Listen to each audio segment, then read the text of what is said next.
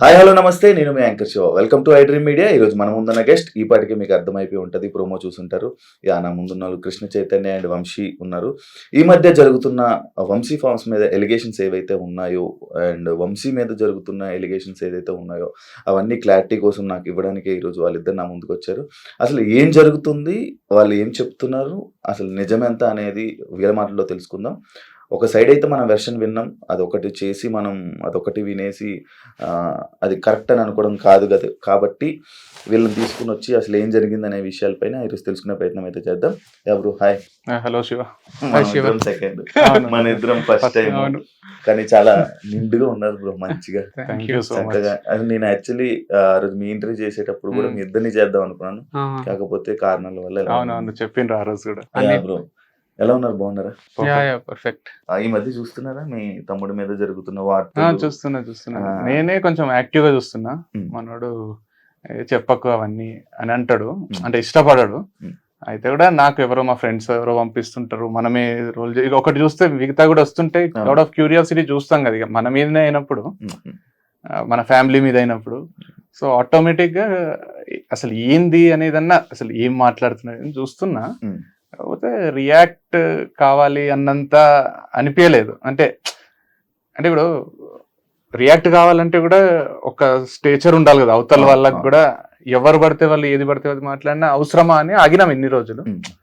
But ఇంకా మరి over అయిపోతుంది, ఒక లిమిట్ లేకుండా ఇష్టం వచ్చినట్టు. ఒక అంటే ఫ్రీడమ్ ఆఫ్ స్పీచ్ అంటారో ఏమంటారో తెలియదు కానీ ఏది పడుతుంది ఎంత పడుతుంది ఒక లిమిట్ అయితే ఉంటది కదా. ఇప్పుడు ఒకరి మీద అనాలంటే ఒక మనిషికి ఇప్పుడు కొరటాల శివ చెప్పినట్టు ఒక భయం అనేది అన్న ఉండాలి కదా. ఏం భయం లేకుండా ఏం లేకుండా ఇష్టం వచ్చినట్ట.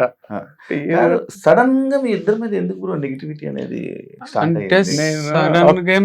అంటే నేను ఒక్కటి చెప్తా, ఇది మనం ఐ డ్రీమ్ తోనే 5 years బ్యాక్ వచ్చినప్పుడు నాకు ఇక్కడికి వస్తే అదే గుర్తొచ్చింది. అంజలి గారు ఏమన్నారంటే ఆ ఇంటర్వ్యూలో, ఒక్క నెగిటివ్ కామెంట్ ఉంటుందా మీకు? ఇట్లెట్లుంటారు మనుషులు అన్న వాళ్ళు, 1000 కామెంట్ ఉంటే 1000 పాజిటివ్. ఈ ప్రపంచంలో ఒక్కరు కూడా మిమ్మల్ని ఏమన్నారు, ఇంత మంచితనం ఏంది అని 5 hours ఇంటర్వ్యూ అది. ఈరోజు 5 years తర్వాత చూస్తే పాజిటివ్ కామెంట్ వెతుక్కోవాల్సి వస్తుంది. అప్పుడు మీరు గుర్తొచ్చిండ్రు నాకు. ఫస్ట్ ఇంటర్వ్యూ మనం చేసినాం కదా, అప్పుడు అదే నెగిటివిటీ మీద టాక్ వచ్చినప్పుడు మీరు చెప్పినారు నాకు 1500 కమెంట్స్ ఉంటాయి, దాంట్లో 99% నెగిటివ్ ఉంటాయి నన్ను అని. అప్పట్లో అప్పుడు టిక్ టాకర్స్ అవి. అప్పుడు అనిపించింది, ఓహో అంటే మీ గ్రోత్, మీ ఆర్గానిక్ గ్రోతే ఉంది కదా మీది, స్ట్రక్చర్ గా స్టెప్ బై స్టెప్. మీకు కమెంట్లు పెట్టే వాళ్ళ పరిస్థితి, 1500 కమెంట్లు పెట్టిన వాళ్ళు కూడా ఒక్కరు కూడా మీ స్థాయికి రీచ్ అయ్యింది ఈ రోజుకి కూడా. మీరు మీ లెవెల్లోనే ఉన్నారు, వాళ్ళు ఇంకా వేరే వాళ్ళకి కమెంట్లు పెట్టే లెవెల్లోనే ఉన్నారు. అది ఫైనాన్షియల్ గా తీసుకున్నా, ఫేమ్ పరంగా తీసుకున్నా, లైఫ్ స్టైల్ పరంగా తీసుకున్నా మీరు బెటరే ఉండి ఉంటారు. సో వీళ్ళని పట్టించుకునే అవసరం ఉందా అనేది ఒకటి వచ్చింది. కానీ మీరు అడిగినట్టు నెగటివిటీ ఎందుకంటే నాకు కూడా అర్థం కాలేదు, క్లూలెస్ ఉన్నా. మధ్యలోనే సడన్ గా ఈ మోటివేషన్స్ గానీ ఇవి చెప్తున్నప్పుడు సడన్ మధ్యలో అంటే మధ్యలో ఏం రాలేదు మనకు. ఈ స్పీచెస్ ఇదంతా మావాడు అన్నట్టు అంత పాజిటివే ఉంది, పెళ్లి కూడా పాజిటివే ఉంది. డివర్స్ దగ్గర నుంచి వచ్చింది. నేను డివర్స్ ఇచ్చిన తర్వాత ఐ డ్రీమ్ ఒక ఇంటర్వ్యూ ఇచ్చిన.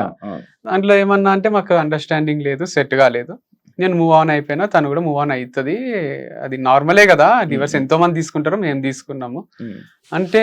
ఇంత చిన్న చూపు అయిపోయింది దానికి విడాకులు అంటే. దగ్గర స్టార్ట్ అయింది, నువ్వు నవ్వుకుంటే ఎట్లా ఇస్తావు ఇంటర్వ్యూ, ఏడవాలే కదా, నువ్వు రూమ్ లో తలుపేసుకొని ఇంట్లోనే ఉండాలి కదా, బయటకి ఎట్లా వచ్చినావు నువ్వు అనే దగ్గర స్టార్ట్ అయ్యి అక్కడి నుంచి ఆగుతలేదు. అండ్ తర్వాత వంశీ ఫార్మ్స్ అని స్థాపించడము, అక్కడ మళ్ళీ బ్రాండ్ అంబాసిడర్ కావాలని ఒక వీడియో చేయడము, తను ఫీమేలే కావాలని చేయడము, మళ్ళీ పిల్లంని వదిలేసినావు ఇంకొకరు కావాలా నీకు అని అక్కడ నెగిటివ్, మళ్ళీ తను వెళ్ళిపోవడము, ఇంకొకరు రావడము, ఎంప్లాయీస్ వచ్చి నా పైన మాట్లాడడము. ఇక నెగిటివ్ ఆగుతలేదు. కాకపోతే ఒక లిమిట్ ఉంటది. నేను కూడా చూసి చూసి చూసి విసిగిపోయినా. అంటే అందరు చెప్తారు నాకు వీడియోస్ ఇట్లా వచ్చినాయి అట్లా వచ్చినాయి కమెంట్స్, నేను ఏం పట్టించుకోను. ఇలా వెయ్యాలి, మన పని మనం చేసుకోవాలి, ముందుకు వెళ్ళిపోవాలి అనే కాన్సెప్ట్ నాది. కానీ మన చుట్టూ వాళ్ళు చెప్తుంటారు కదా. సరే నేను కూడా చూసిన ఈరోజు మీ ఇంటర్వ్యూ కూడా, మరి ఎక్కువ అయిపోయింది ఇది ఆపేశాలు ఒక దగ్గర అని, నాయిస్ ని ఆపుదామని వచ్చి. ఇది ఒకటి అమ్మాయిలు చేంజింగ్ టాపిక్ ఇప్పుడు ఎలాగో వచ్చింది కాబట్టి దీన్ని కంటిన్యూస్ కొడితే, ఒకరి తర్వాత ఫస్ట్ నేత్ర, అవును, ఆ పాయింట్లోకి వస్తే అసలు ఈ ఫార్మ్స్ ఏదైతే ఆర్గానిక్ ఫుడ్స్ ఉన్నాయో దాని గురించి మాత్రం ఆ అవసరం కోసం మాత్రమే నేత్రని అప్రోచ్ అవ్వడం కానీ నేత్ర మీరు కలవడం కానీ అది ఏమైనా జరిగిందా? లేదు, తనని చూసిన వీడియోలో Hmm. ఫోటోలో చూసి నచ్చింది. డైరెక్ట్ పెళ్లి అప్రోచే పెట్టిన, లవ్ వద్దు పెళ్లి చేసుకుందామని. పెళ్లి చేసుకున్నాం, హ్యాపీగా ఉన్నాము. తను ఫుల్ ప్రేమించింది, నేను ప్రేమించిన. పెళ్లి తర్వాత ప్రేమం అది మోర్ దెన్ పెళ్లికి ముందు కన్నా. అంత మంచిగా ఉంది. ఆర్గానిక్ లేదు మా మైండ్ లో, ఏం లేదు. డబ్బులు కూడా నేను సెషన్స్ ఇస్తుంటే ఆప్టిట్యూడ్ అవి డబ్బులు వస్తుండే. తన బ్యాంక్ బ్యాలెన్స్ 30 రూపాయలు 20 రూపాయలు ఉంటుండే రిషికేష్ లో ఉన్నప్పుడు. తన ఫాలోవర్స్ 10K ఉంటుండే, నా ఫాలోవర్స్ 210K ఉంటుండ్రి. సో తను ఇంట్లోనే ఉంటుండే హౌస్ వైఫ్ లాగా అట్లా. కాకపోతే నేను సంపాదిస్తుంటే వస్తుంటే అంతా జరుగుతుండే. తర్వాత మేము మా అన్న మమ్మీ డాడీ వీళ్ళ దగ్గర నుంచి వేరుగా ఉండడం స్టార్ట్ చేసినాం. నేను నేత్ర మణికొండలో రెంట్ కట్టాలి, దానికి డబ్బులు కావాలి. సో మేమిద్దరం కలిసి ఇన్ని రోజులు బిజినెస్ చేసినాం కాబట్టి మా వాడే సపోర్ట్ చేసిండు, డబ్బులు ఇవ్వడము అంతా చేసిండు. ఆ డబ్బులు జమైన డబ్బులు అవి ఇవి యూజ్ చేసినాం, టీవీ కొనికే, సోఫాలు అన్ని. దాంతో పాటు నాకు యాప్టిట్యూడ్ సెషన్ ఇచ్చిన, మోటివేషనల్ స్పీచ్ ఇచ్చిన డబ్బులు వస్తుండే. సో నేనే అర్నింగ్ ఇంట్లో అదంతా చేస్తుంటే. తర్వాత ఒక దగ్గర ఏమైందంటే మాకు 1 year తర్వాత మా నుంచి డబ్బులు రావు. మా అగ్రిమెంట్ ప్రకారం ఏంటంటే నేను 1 year నెలకు 1 lakh సపోర్ట్ చేస్తా. ఇప్పటి వరకు కార్ ఈఎంఐలు కానీ, ఇంటి ఈఎంఐ, ఇంట్లో మమ్మీ డాడీ అందరి రెస్పాన్సిబిలిటీ నేను తీసుకుంటా. క్రియేటివ్ అని మన అప్లికేషన్ ఒకటి ఉంది టీచింగ్ ది, దాంట్లో వచ్చే డబ్బులన్నీ నాకే, ఇన్కమ్ మొత్తం నాకే, రెస్పాన్సిబిలిటీస్ నాకే. ఇప్పుడు కార్ కి 1 lakh ఈఎంఐ ఉంటది, ఇంటికి 50,000 ఉంటది, మిగతా అన్ని ఖర్చులు పోను ఒక 3 లక్షల ఖర్చు ఉంటది నెల. ఆ 3 లక్షల ఖర్చు నాదే ప్లస్ ఇన్కమ్ నాదే. లేదా ఇన్కమ్ నువ్వు తీసుకో, రెస్పాన్సిబిలిటీ నువ్వు తీసుకో. కానీ ఇద్దట్లో ఒకరమైతే ఇన్కమ్ అండ్ ఖర్చులు తీసుకోవాలి. ఒకరికి ఇదేది ఇన్కమ్, ఇప్పుడు క్రియేటివ్ యాప్ అనేది ఎవరు తీసుకుంటారో వాళ్ళు ఇంకొకరికి 1 year పాటు నెలకు 1,00,000 రూపాయలు సపోర్ట్ చేయాలి, నెలకు 1,00,000 రూపాయలు ఇవ్వాలి, 1 lakh. అది మా అగ్రిమెంట్. వేరు వేరే చేసుకుందాం, కలిసి ఎన్ని రోజులు ఎవరు ఇండిపెండెంట్ ఐడెంటిటీ వాళ్ళకు ఉండాలి కదా. నాకు కూడా పెళ్ళైంది కదా అని, వీడు ఇండిపెండెంట్ ఐడెంటిటీ కోసం నేను అనే అగ్రిమెంట్లో ఏమైందంటే, వాడు నాకు కొంచెం పీస్ కావాలి, ఇప్పుడే పెళ్ళయింది, నాకు సెటిల్ కావడానికి కూడా ఒక 1 year టైం పడుతుంది, నాకు కార్ వద్దు, నాకు ఇల్లు వద్దు. ఇప్పుడు ఇల్లు 1 కోటి రూపాయల పైన, ఇల్లు 1 కోటి రూపాయల పైన కారు, 2 వదులుకున్నాడు వాడు. ఆ 2 నావే, ఆ 2 నావి, ఇంటి రెస్పాన్సిబిలిటీ నాది, మొత్తం నాది. ఆ 2 నాకు ఇచ్చేసి వీనికి నేనేం చేయాలి, 12 లక్షలు నెలకు 1,00,000 రూపాయలు చొప్పున 12 లక్షలు 12 నెలలు సపోర్ట్ చేయాలి. అట్లా ఇంటికి బయటికి పోయి నెలకు 1,00,000 ఇస్తుంటే. దాంతో పాటు క్రికెట్ ఆడుతున్నప్పుడు తంబిరిగితే కొన్ని వీడియోస్ పెండింగ్ ఉండే నా టీచింగ్ దాంట్లో, 45 వీడియోస్ పెండింగ్ ఉండే. వంశీకి నేను 1 week లో కంప్లీట్ చేయాలి 45 వీడియోస్. నేను అనవసరంగా పోయి ఆ రోజు ఆడొద్దు అనుకుని కూడా ఆడినా, మొత్తం బ్రోకెన్, 6 weeks రెస్ట్, తంబు మొత్తం విరిగిపోయి. అయితే వంశీకి నాకు వేరే దారి లేదు, సబ్జెక్ట్ నా అంత సబ్జెక్ట్ చెప్పేటోడు వంశీ ఒకటే, ఎందుకంటే ఇద్దరం కలిసి చెప్పాం.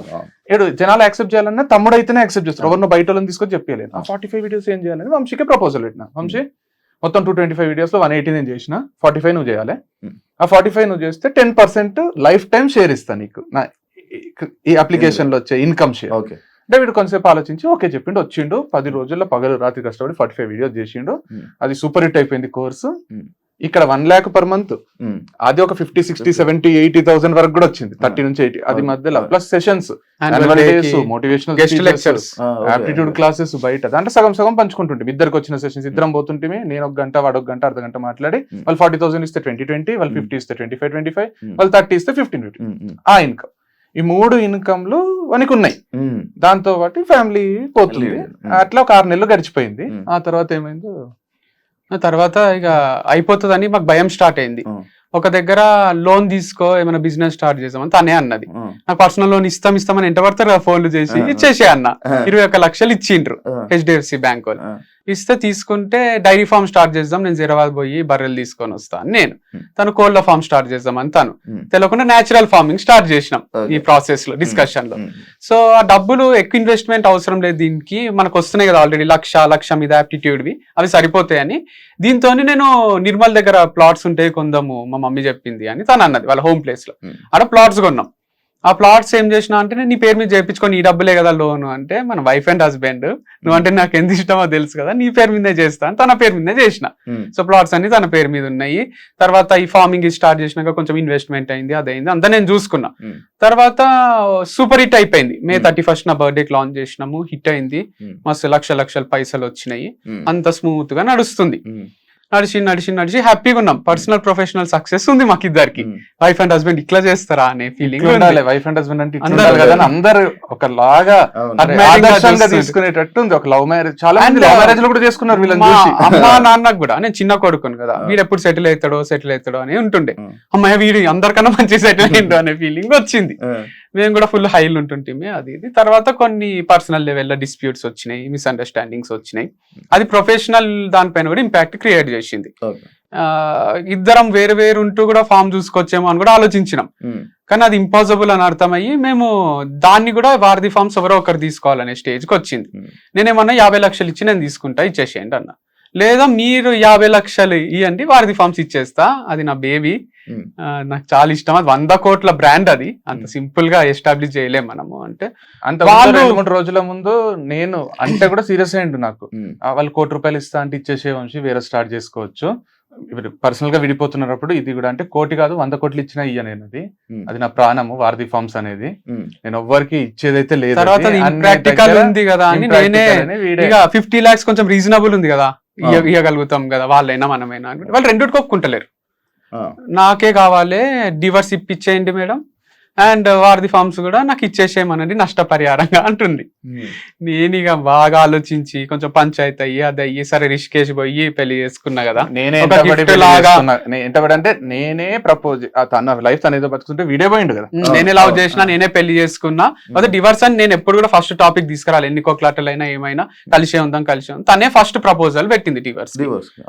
తర్వాత ఇక నాకు కూడా అడిగితే తనకి ఇష్టం లేనప్పుడు నేను ఇష్టం లేకుండా ఎట్లా కలిసి ఉంటా తీసుకుందాము నేను అన్నా. కంప్లీట్ మ్యూచువల్ గా జరిగింది. డివర్స్ అయితే ఒకరు వద్దు ఒకరు కావాలని లేకుండా ప్రాపర్ గా ఎట్లా జరగాలి అట్లా జరిగింది, అంగీకారంతో. ప్రాఫిట్స్ లోనే ఉంది, తను ఇంటర్వ్యూస్ లో దాంట్లో లేకుండే, నాకు శాలరీ అని డబ్బులు లేకుండే అని చెప్తుంది. బట్ అంత కష్టం ఉంటే నాకే వచ్చాయండి కదా, నేను చూసుకుంటుంటే. సో అది మంచినే ఉంది, స్టేబుల్ అయిపోయింది, అది ఒక దగ్గర నిలబెట్టినాం దాన్ని. కానీ 10%, 25% ఇట్లా ఇస్తా నీకు, అది ప్రపోజల్ కూడా ఉండే.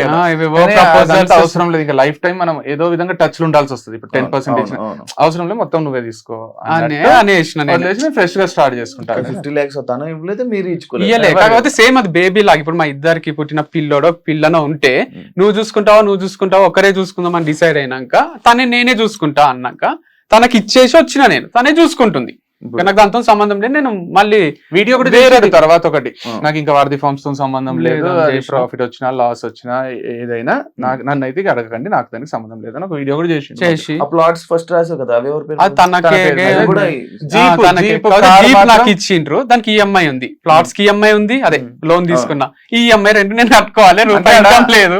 ఎట్లుండే అంటే ప్లాటా జీపా రెండిటికి 20 లక్షలు డౌన్ పేమెంట్, 20 లక్షల ప్లాట్ ఫార్మ్స్ వచ్చినాయి. దీనికి వారధి ఫార్మ్స్ ఇన్కమ్ తోనే 20 లక్షలు డౌన్ పేమెంట్. సో వీనికి జీపే చూస్ చేసుకున్నాడు. జీప్ ఇప్పుడు వీరికి జీప్ ఒక్కటి వచ్చేసింది, కాబట్టి జీప్ కి ఈఎంఐ కట్టుకోవాలి మళ్ళీ 50,000 అట్లా. కాకపోతే అది ఉంది, అఫెక్షన్ ఉంది, అదంతా స్థాపించి కొనుక్కున్నాం ఇష్టంగా, మస్తు ఇష్టం. నేను వారధి ఫార్మ్ తీసుకుంది, నేను జీప్ తీసుకున్నాను అనుకోండి. కాకపోతే నేను మళ్ళీ ఏదో ఒకటి పని చేసుకోవాలి కదా, ఒకరి మీద డిపెండ్ కాలేను కదా అని నాకు అన్ని తెలిసి ఇన్సైడ్స్ దాంట్లో లూప్ హోల్స్ అన్ని జీరో చేసి దాన్ని మంచి చేసుకున్నాం కదా. నాకు ఎట్లా హిట్ చేయాలి, ఏం చేయాలి అన్ని తెలుసు. యాక్చువల్ గా వెబ్సైట్ ఓపెన్ చేసినాం, అంటే యుఆర్వి స్పోర్ట్స్ అని. ఈ డైవర్స్ టైం పడుతుంది కదా, డైవర్స్ అయ్యేంత వరకు మళ్ళీ ఆర్గానిక్ అవసరం లేదు, ఒక స్పోర్ట్స్ ది స్టార్ట్ చేద్దాం అని కూడా అనుకున్నాం. మేమిద్దరం కలిసి అంటే డైవర్స్ అప్లై చేసిన తర్వాత అది